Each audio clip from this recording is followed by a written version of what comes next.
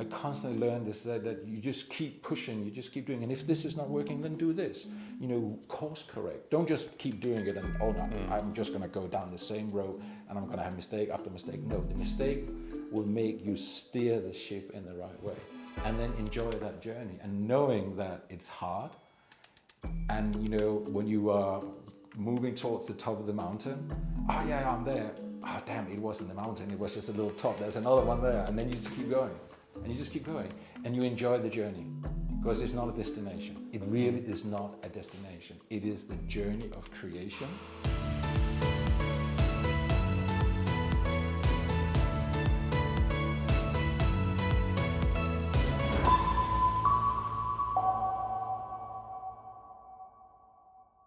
Tell us a little bit more about what's the success or the achievement that you're most proud of when it comes to Moneyflow? I mean, we've had a lot of like wins, you know, you kind of call them.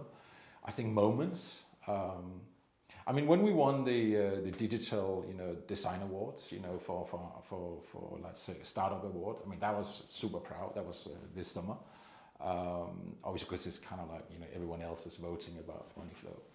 I think doing the partnerships that we have managed to do really early on in our journey, you know, them believing in our vision and taking their platforms and saying, okay, we will run with this together with you because you clearly have the power of conviction of where this is going, and we can feel it and we sense it and we want to do it with you guys.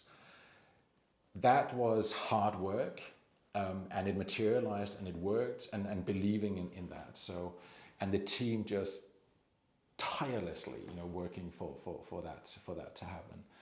And I think, you know, when the first, so that was these two things, and the third thing was when the first major international partner called us. We did not go out and pitch. They called us and said, we've heard about Moneyflow. That's really cool what you guys are doing. Can you do this with us? And right now, so we will also be coming to the world of challenger banks on a big scale.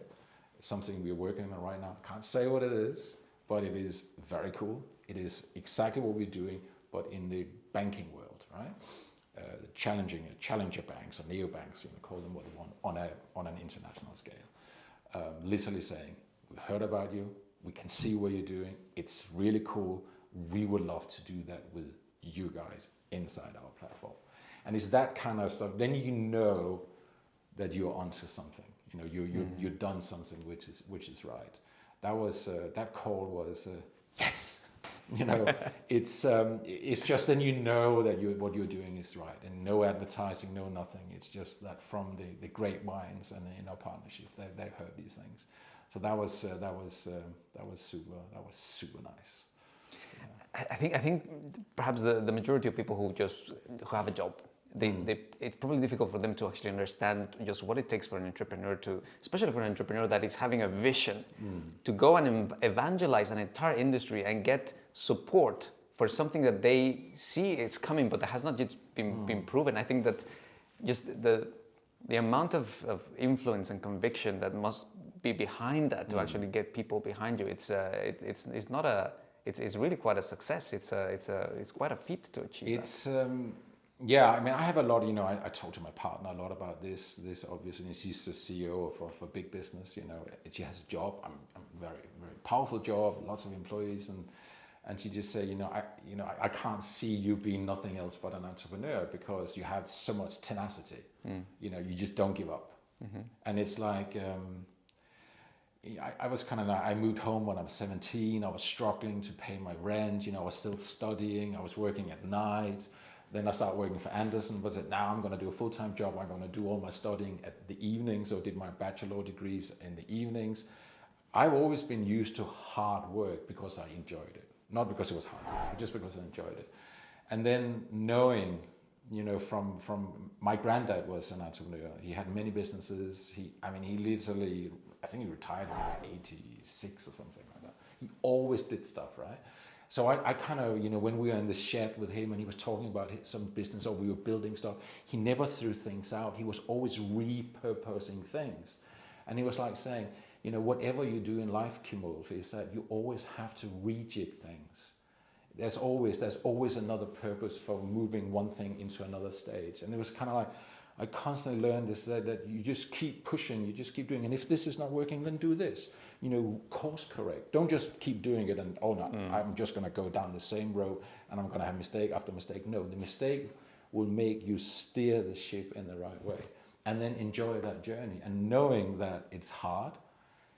And you know, when you are moving towards the top of the mountain, oh yeah, I'm there. Oh damn, it wasn't the mountain, it was just a little top. There's another one there. And then you just keep going. And you just keep going. And you enjoy the journey. Because it's not a destination. It really is not a destination. It is the journey of creation. And the real truth to all of my story, when I got my job at Arthur Andersen, I called my mom and said, hey, I got a job at Arthur Andersen. And she was so quiet. I said, what? Are they not the accountants? Yeah. I thought you wanted to be an architect. And you know, because I'm also super creative, you know, I paint, I play the piano, I do drawings. I love the creation. And I think that's also part of the entrepreneurship, isn't it? Is that you are a creator. You want to create stuff. Not for the sake of it, but when I talk about the business model and how to put things together, you are creating a mental image of what it is. And that image is out there. And you have to be, you know, I mean, if you're a crazy architect, you know, I would imagine Bjarke Ingels at Big, you know, the first time he was selling some of his crazy shit, the guys were just saying, oh, can't you just build me a house, you know? No, because, you know, no, I can't. This is what I'm going to build you. I don't want to build you a house. I want to do this. And then you just constantly, you know, you just keep massaging your message until you kind of find a way to make it happen. And you just have to have no ego, because obviously you're going to get so many dents. So if you were an ego-driven person, you would be dented and dented and dented, and you couldn't hack it. You just have to say, oh, all right, okay, brush it off. We have this saying at home. We just do this. Right. Then Andreas, you just know, okay, yeah, brush it off. Doesn't matter.